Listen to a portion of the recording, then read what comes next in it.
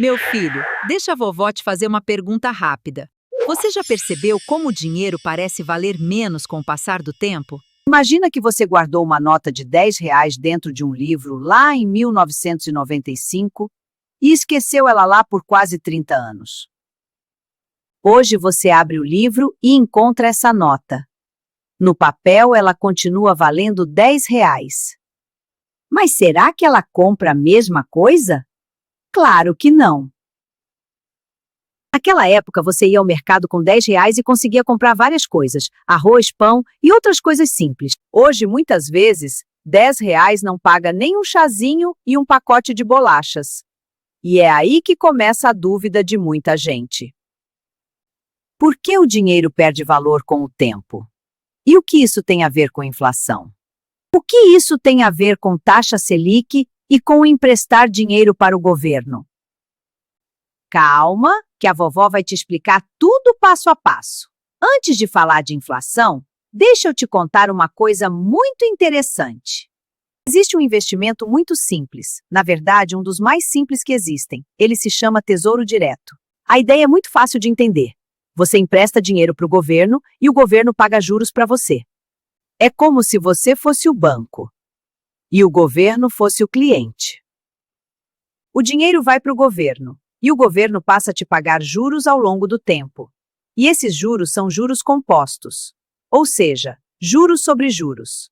Agora você pode estar pensando, mas vovó, e se o governo não pagar? Essa é uma dúvida muito comum e muita gente tem esse mesmo medo. Emprestar dinheiro para um país é considerado muito seguro e existe um motivo simples para isso. O governo tem um poder que nenhuma empresa tem. Ele pode emitir dinheiro na própria moeda. Agora vamos entender por que o governo pega dinheiro emprestado. A maioria dos países do mundo gasta mais do que arrecada. O governo arrecada dinheiro com impostos, e esse dinheiro é usado para pagar várias coisas: educação, saúde, segurança e várias outras despesas públicas. Mas muitas vezes o governo gasta mais do que arrecada. Quando isso acontece, surge um buraco nas contas. E esse buraco tem um nome: déficit. Significa que ele gastou mais do que arrecadou.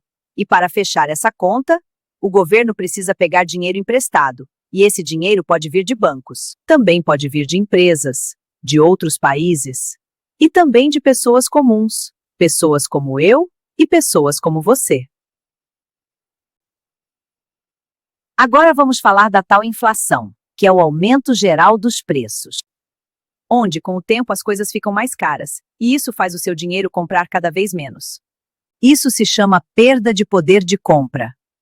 Ou seja, o dinheiro perde valor. Vou te dar um exemplo simples. Imagine que um chazinho custava R$ 1 lá nos anos 90. Hoje, esse mesmo chazinho pode custar R$ 6 ou R$ 7. O produto continua praticamente o mesmo.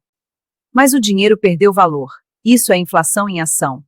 Mas como a gente mede essa inflação? No Brasil, existe um índice chamado IPCA. O IPCA significa Índice de Preços ao Consumidor Amplo. E ele mede a variação de preços de vários produtos e serviços, ou seja, ele acompanha como os preços mudam ao longo do tempo. Todos os meses são coletados aproximadamente 430 mil preços.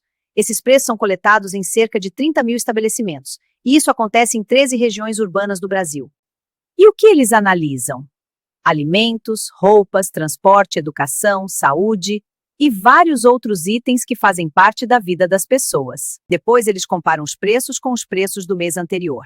E assim descobrem quantos preços subiram ou caíram. Se os preços subirem, tivemos inflação. E se caírem, tivemos deflação.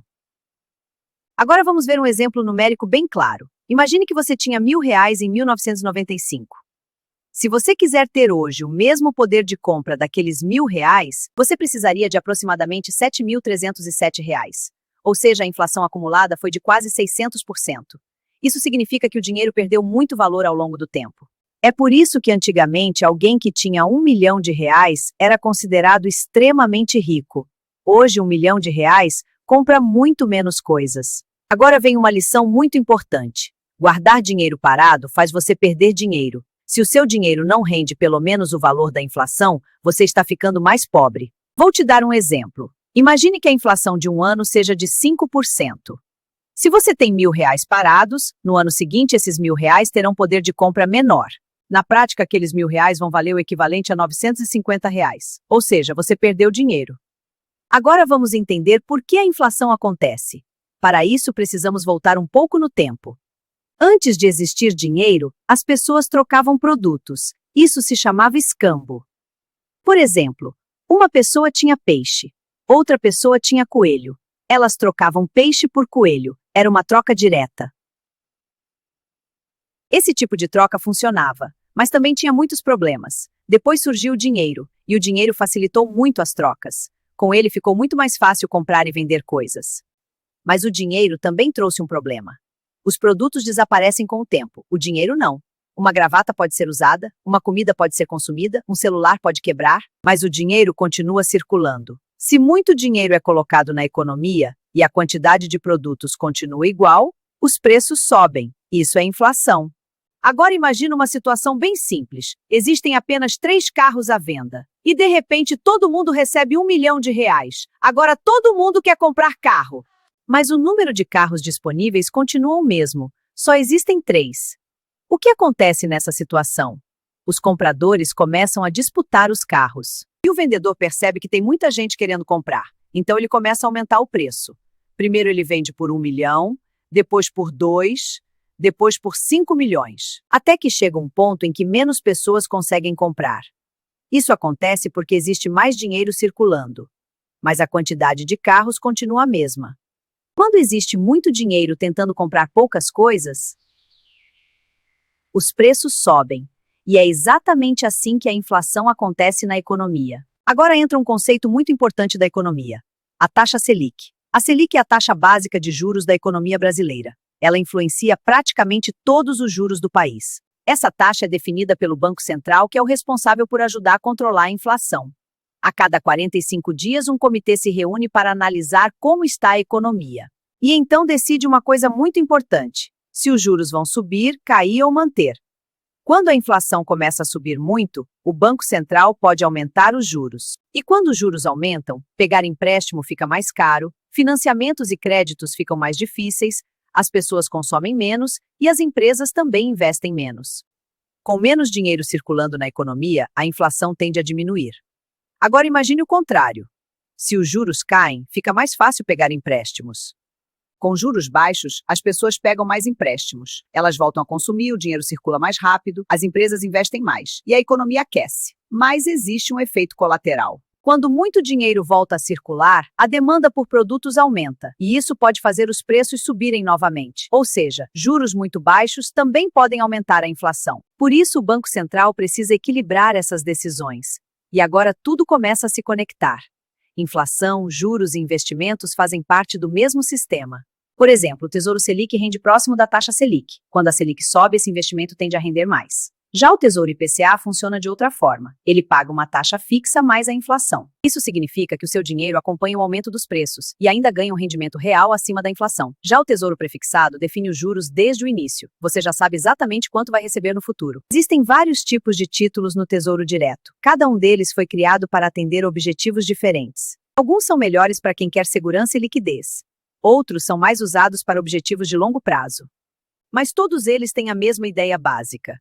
Você empresta dinheiro para o governo e recebe juros por isso. E é por isso que entender inflação e juros é tão importante. Eles influenciam diretamente os seus investimentos. Agora você já consegue entender uma coisa muito importante: o dinheiro parado perde valor com o tempo. Se o seu dinheiro não rende pelo menos o valor da inflação, na prática você está ficando mais pobre. Por isso aprender a investir é tão importante. Investir é uma forma de proteger o valor do seu dinheiro. E também uma forma de fazer o dinheiro trabalhar para você. Mesmo que você comece com pouco, investir não precisa ser complicado. Com um pouco de conhecimento, qualquer pessoa pode começar. É exatamente isso que a vovó quer te ensinar aqui no canal. Finanças de forma simples e fácil de entender. Agora vamos recapitular as ideias mais importantes. Primeiro, a inflação faz o dinheiro perder valor com o tempo. Isso significa que, com o passar dos anos, o mesmo dinheiro compra menos coisas. É a chamada perda de poder de compra. Segundo ponto importante: deixar dinheiro parado pode fazer você perder dinheiro.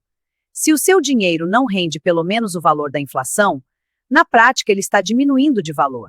Terceiro ponto: existem investimentos que ajudam a proteger o seu dinheiro. Alguns investimentos acompanham a taxa de juros, outros acompanham a inflação. E quando você entende esses conceitos, começa a tomar decisões financeiras muito melhores. Você passa a fazer o dinheiro trabalhar para você, em vez de apenas trabalhar pelo dinheiro. E se você quer aprender a investir de forma simples, sem complicação, deixa seu like e se inscreve aqui no canal da vovó, porque aqui a gente aprende dinheiro passo a passo.